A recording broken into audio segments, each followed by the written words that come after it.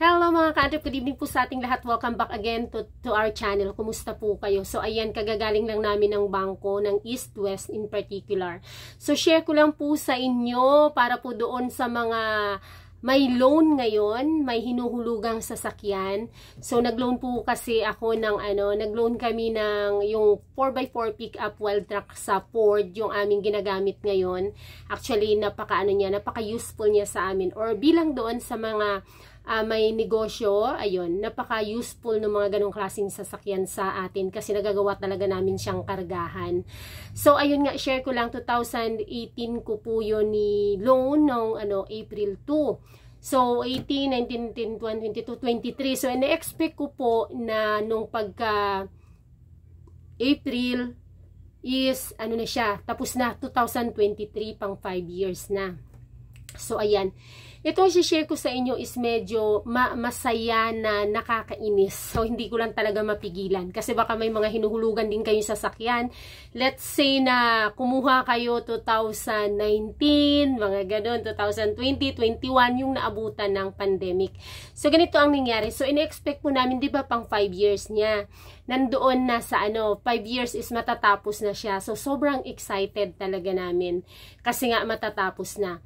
So, last time nung namin, pag-check is, ayun na nga, sinabi na, ngayon, i-detail sa akin, lahat nung mga, ba tawag dito? Lahat nung nabayaran, ganun. Kasi po, inaanuhan po yan dinideposituhan ka agad yan ng cheque, naka-post-dated check yan, lahat 5 years. So, nung last time, napunta namin, sinabi na, may 4 months pa na remaining. So, ibig sabihin, kasi nagkaroon tayo ng pandemic. So, nung pandemic, 4 months silang hindi nag-deposit or hindi naningil nung mga may hulugan, 'di ba? So, ayan, relate lahat ng mga may hulugan.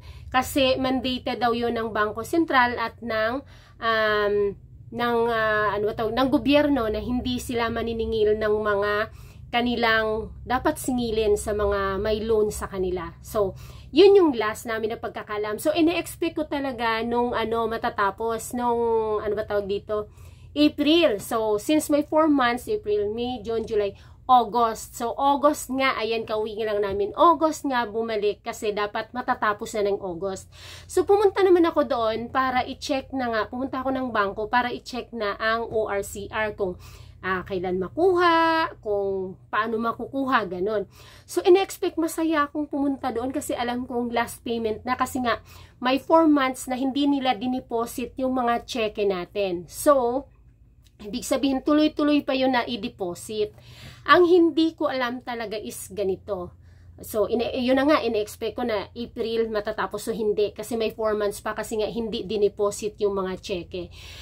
Remind ko lang po kayo na nung pandemic, di ba, nagpaalala or nag-send sila ng mga text messages sa mga may loan sa kanila. Actually, lahat yata ng may loan ng mga sasakyan is naka-receive sa kahit na anong company. Na yun na nga, ina-update tayo na hindi sila maniningil ng kanilang yung ating mga monthly amortization dahil nga mandated ng Bangko Sentral at ng gobyerno. So, okay sa atin yon, di ba? Okay na okay sa atin yon kasi lalo-lalo na dun sa mga wala talagang pangpondo. Pero in our case, may pondo na yung aming mga cheque talaga kasi hindi naman namin in-expect na hindi sila maningil that time kasi nga may mga cheque na at malayo kami, so talagang pinupondohan namin yan. Dinideposituhan namin from Palawan Pawn Shop to the bank, sa East West Bank.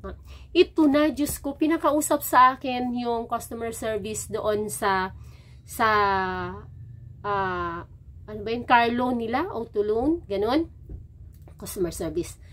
Ayun na, at in-explain sa akin na may ron daw kaming balance na 29,000 plus. Nagulat ako. So, ayun. Since nga nagulat ako, yung passbook, binigay ko na lang. Bakit po pa-update ng passbook? So, in-update ko doon sa sa kausap kong sir doon sa lamesa. Wala po sa teller dito sa kanilang parang customer service. So, tiningnan ko. Pagkakita ko nga doon, nagulat ako.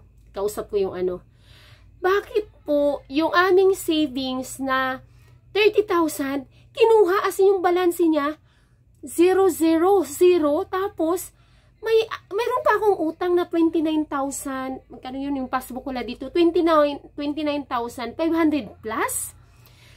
Grabe, hindi ko mapigilan talaga yung pagtaas ng boses ko, Sabi na, bakit po ganito, ma'am? Kasi yung amin pong hulugan talaga ng sasakyan is 28,588 per month. Pero dinideposituhan talaga namin pagpondo ng 30,000. So, ang ginagawa po kasi namin is savings yun. Savings yung sobra doon sa 28,500 plus. So, ibig sabihin, in 5 years, medyo malaki-laki na rin siya. So, pwede namin gamitin, pwede kong gamitin pang dagdag or kahit nasaan basta additional savings siya doon. Imagine mo, pag-explain sa akin, sasabihin ba naman na dahil 4 months silang hindi naningil nung bayanihan program nung panahon ng pandemic, is may interest yung monthly na yon, yung hulugan dapat natin, since hindi sila naningil, ininteresan nila. Diyos ko Lord, sa totoo lang, hindi naman ako klaseng mataray o masungit, pero nasungitan ko talaga si ma'am. Sabi ko talaga, po, bakit naman po ganun? Hindi naman namin kasalanan na hindi nyo i-deposit yung aming mga cheque. Nandiyan na po sa inyo yung mga cheque namin. May pondo po yun. Tapos ganito pa ang mangyari. Imagine, sabi ko dun sa kay ma'am, sa customer service dun sa Carl, o nila, auto loan. Wala kasi dyan sa, sa bank, sa Manila yata yung main office nila. Di ko, kasalanan ba namin yun na hindi nyo i-deposit? Nandiyan na sa inyo ang cheque. Tapos ngayon, anuhan mo kami, yung interesan mo yung aming monthly amortization ng 11,000 plus, to be exact, monthly. Kaya naging siya, 44,000 plus Since yung aming sinama na nila doon yung pinaka-last month. Yung last month ng August at saka yung aking interest, umabot ng 73,000 para akong naloka. Diyos ko Lord. Parang gusto kong pumasok sa telepono.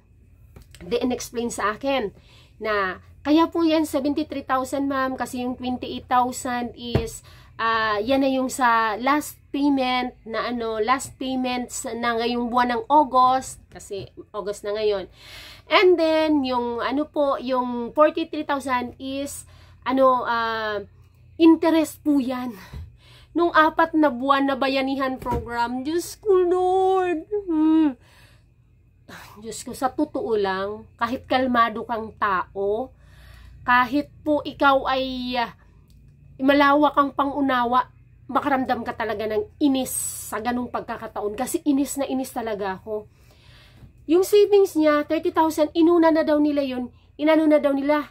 Kinerid na daw nila kaagad. Kasi para konti na lang daw ang maging balanse. Kaya ang naging balanse ko is 29,000 plus na lang.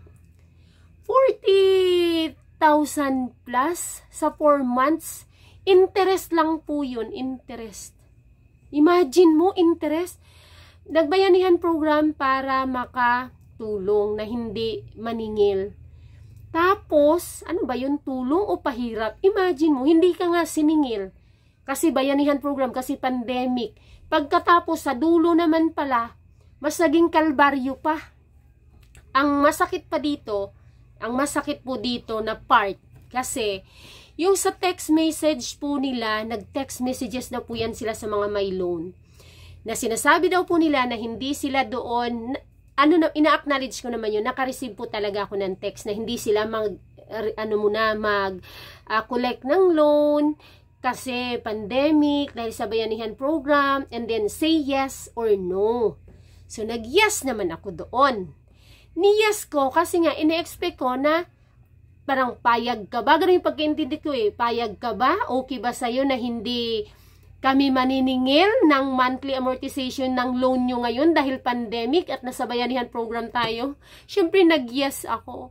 Yun pala, ang sabi nung sir, Sa dulo daw nung text na yon, nandun daw yung parang provision na ganun nga daw. Since nag-yes ka at hindi ka magpapasingil ng ano mo ngayon, ng monthly amortization, iinteresan yung mga months na yun na hindi ka nag-deposit or nagbayad. Nakakainis, di ba? Nandun ba talaga yun? Kasi wala na yung text, hindi ko na ma-recover na. Wala na nga yung cellphone ko na pinag-textan nila, yung dating cellphone ko na ginagamit ko. May ganun. Bayanihan program, tapos ganun. Kaya kayo po, kung may mga loan kayo na naabutan ng pandemic, mag-ready po kayo. Hindi ko lang alam kung saang company kayo at hindi ko alam kung magkano interest nyo. Pero to be exact po, ang aking monthly interest is 11,140, parang 47 point something monthly. Kaya sa 4 na buwan po is 41,000 po siya. Plus, may ano pa yun, may butal. 41,000 in butal. Imagine. Alam mo yung tuwan-tuwa na ako, August na eh. Last bayad na. So, ang pinunta ko na nga doon kasi nag-inquire ako nung April. So, yun nga in-explain sa akin na hindi pa tapos kasi nga may 4 months pa. So, April, May, June, July, August pa yung 4 na cheque na naka-post dated sa kanila. So, ngayon ang last payment, ngayong August. Tapos, binulaga ako. Grabe pa naman yung katuwaan ko. Excited ako. Natanungin ako kailan ako ang ORCR, kung saan kukunin. Tapos, yun ang in-explain sa akin. Tumawag sa customer service. Tapos, nung tinawag na, pina-update ko na yung passbook. At ganun nga, nabulaga, doble yung sa totoo lang. Yung inis ko, hindi ko talaga napigilan. Nanggigil talaga ako. Pero hindi naman ako nag-hysterical or nagsisigaw. Yung pigil na pigil yung inis. Yun bang, ma'am, yun talaga. Ma'am, hindi naman namin kasalanan yun na hindi ninyo i-deposit yung check. Nandiyan naman yun sa inyo. May pondo naman yun. Ganon yung ganon yung pagpipigil ko talaga. Imagine mo, ang aming monthly is 28,000 plus lang. Tapos ngayon, yung aking balanse pa is 29,000 plus. Grabe. Kasama pa yun doon sa balanse na 29,000 plus na lang. Ang pinakaano po nun, 11,000, pinakompute ko eh. Magkano po pala ang monthly, ma'am? So, magkano po pala ang monthly na interest nyo dito sa 28,000? Yun. 11,000 plus butal, may butal. Nakakagigil. Imagine mo, bayanihan, hindi ka nga pinag-deposit, hindi ka nga pinagpondo kasi bayanihan dahil pandemic, yun pala titirahin. Kasi nasabi ko talaga doon kay ma'am. Gustong-gusto nyo naman po talaga. Eh, diba, sabi ko na may pondo po yun. Hindi naman namin kasalanan na hindi nyo i-deposit yun kasi may pondo yun at nasa inyo ng mga cheque. Tapos yun nga sabi niya, kasi mandated po ng bangko at saka ng gobyerno, ma'am, na hindi tayo ng mga collection. So sabi, at gustong-gusto nyo naman kasi doon pala kayo sa huli kikita, doon nyo pala kami pagkakakitaan ng malaki. Sabi ko nang ganun talaga. Imagine mo, 11,000 ang interest monthly. So, 4 na buwan. So, ayan po, maging ready po kayo. Ngayon pa lang, mag-inquire na po kayo doon sa bangko po ninyo. Para po maging ready kayo kung magkano ba talaga ang inyong maging interest. Kasi may nakausap ako na isa din na naabutan din ng pandemic. Ganun din daw nangyari sa kanila. Ang laki din daw nung nakausap ko na taga dito na din sa amin na may nagkakwentuhan nga tungkol dyan. So, ganun din daw ang nangyari sa kanila. Ang laki din daw ng binayaran niya. So, hindi ko sure kung siguro talaga lahat ng may car loan. Kaya ayan po, kayo na po ang bahalang maghanda na po kayo at inquire nyo na yan sa mga bangko po ninyo para mapaghandaan nyo at hindi kayo masyak kagaya ng pagkasyak ko na talagang at least ready na kayo, hindi na kayo manggigil kagaya ng panggigigil ko po sa nangyari. Sinishare ko lang po sa inyo kasi sigurado akong maraming hindi aware dito at nakakaalam dito. Kasi hindi ko rin alam eh. Imagine, pumunta ako doon para sa ORCR na i-inquire ko kung kailan makuha at paano makukuha. Yun pala, in-inform ako na mayroon pa akong balanse. Yan, dahil doon sa interest, 28,000 lang yung aking amortization, 11,000 plus ang monthly interest. Diba? Ngayon ang balance ko na lang dahil kinuha na nila yung 28,000 nung ngayong August, 28,000 plus yung savings ko na sobra, kasi nga ang dinideposit namin 30,000, diba? So yung savings na 30,000 kinain na, may balance pa akong 29,000. Diyos ko Lord. Naku. Minahon na lang tayo, kagagaling ko lang doon. Kaya ayan lang po ang gusto ko i-share sa inyo. Kaya thank you very much po. Masaya ako na inis. Pero wala tayong magagawa kasi hindi po natin siya makukuha.